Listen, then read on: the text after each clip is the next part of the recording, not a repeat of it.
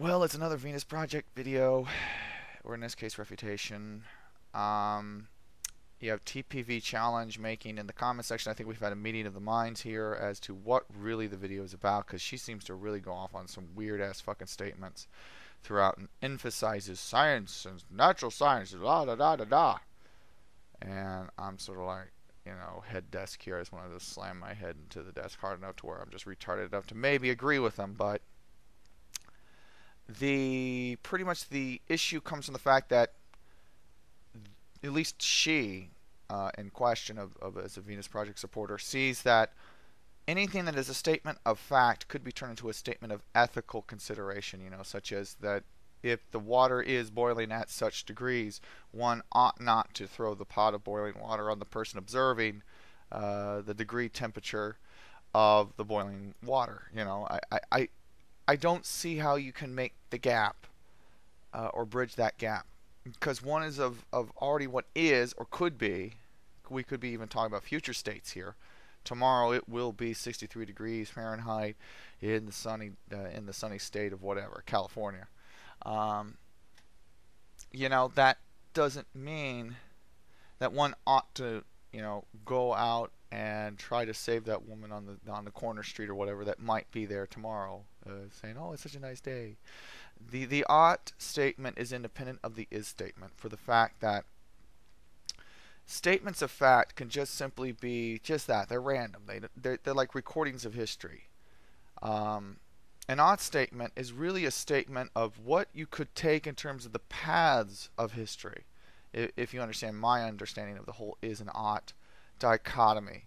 There can be some bridging, in as much, at least in my opinion, in as much as that a statement of fact suggests that there could be a statement of potential alternate actions.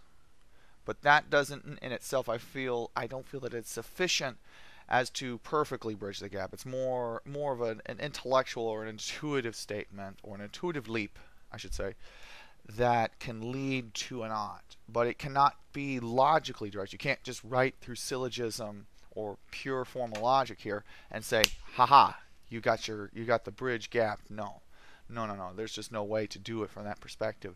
And as such, to make the error that a lot of them do, which is they're saying, well, science shows us the best moral action we can take. I'm like, yeah, it's an optimization parameter. True. We can say we can use a scientific observation to say what could potentially be optimal in terms of an ethical statement, like, improve the safety of a car,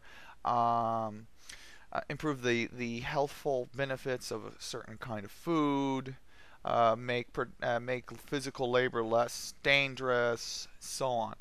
But the ought can still stand independent of doing those things, and then from the is statement of how to get those things done. You understand what I'm saying? One hangs independent from the other. One can be derived separate from the other, and in fact are. And that's what I don't think a lot of those people in the Mies Project get. They want to mix their ethics with a natural science, or rather, I should say, they want to mix normative sciences of ethics, for lack of a better word, with positive sciences of what is existing, what could exist. In as much as just trying to say, well, you ought to take this, but that doesn't mean it is. It could happen. Doesn't necessarily mean it should happen. Again, I'm sorry if I'm reiterating myself here. It's just I don't get why they don't grasp this difference.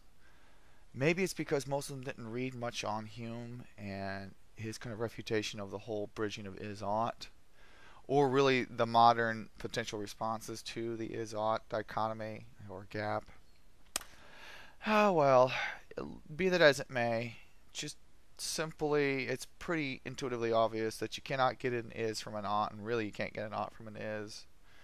And that's just the way it is. They are separate statements. They are separate categories of consideration.